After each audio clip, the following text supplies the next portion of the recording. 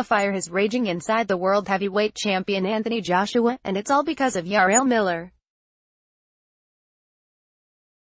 Miller, the challenger, lit those flames at a media event in New York City on Tuesday when he shoved Joshua so hard that the Brit was knocked off balance and had to take numerous steps back to regain his composure. "We are used to seeing an ambassadorial Joshua, the athlete with a winning smile who is fan-friendly, media-savvy, and attracts blue-chip sponsors like Under Armour, Beats by Dre, and Vodafone.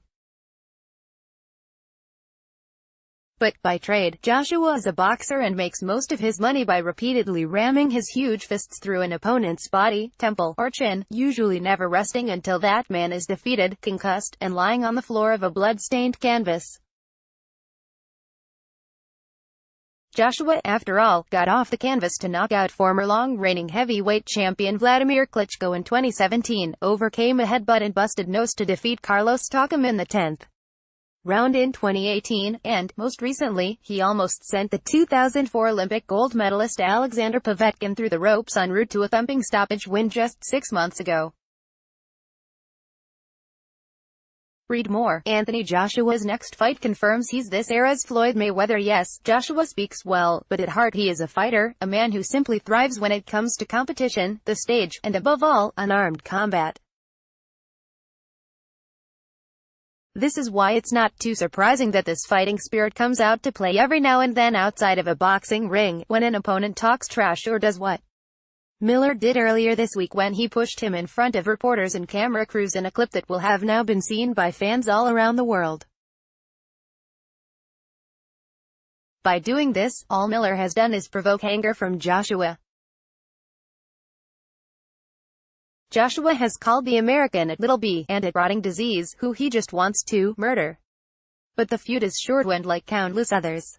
Jarrell Miller. Photo by Mike Stobe, Getty Images. Joshua has dealt with trash talkers and pre-fight posturing before, but the result every time, from Dillian Whyte to Dominic Breazeale, has been a savage knockout victory for Joshua. Joshua, for instance, laughed off an in-ring riot to flatten old amateur rival Dillian Whyte with a crushing right uppercut in 2015. He also silenced Dominic Breazeale, who had been mercilessly trash-talking him in the build-up to their 2016 bout, when he stopped the American in the 7th round in London. Miller, another American challenger, will be no different. Miller, described by the Ring magazine as the best talker in the heavyweight division, has an intimidating record of 23 wins against 0 losses, 20 of those wins coming by knockout with only 1 draw. But peek beyond the numbers and you see a fighter who has only ever mixed it up at a national level, rather than a true world level against the very best the sport can offer. His biggest wins are against Gerald Washington, who had just come off a knockout loss in 2017, against Mario Izwak, who had been shown up twice by Vladimir Klitschko and Povetkin 6 months later, and Tomas Adamek last year, a talented cruiserweight who has struggled to impose himself in boxing's glamour division. The reason why he has so many knockouts is because his record flatters him, unlike Joshua, who has shown off his undeniable power against Whyte, Klitschko, and Povetkin, all of whom he bombed out with aplomb.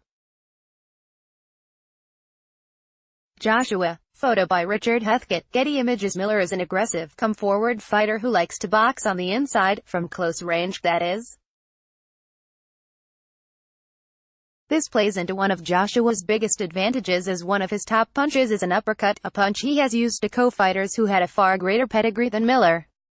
At approximately 300 pounds, Miller is obviously slow-footed and one-paced.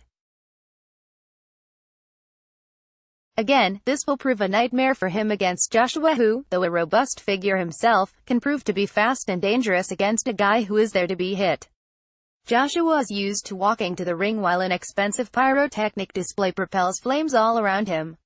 Against Miller, in what is his debut on an American canvas, you can expect him to be so good that he leaves the ring in a similar blaze of glory.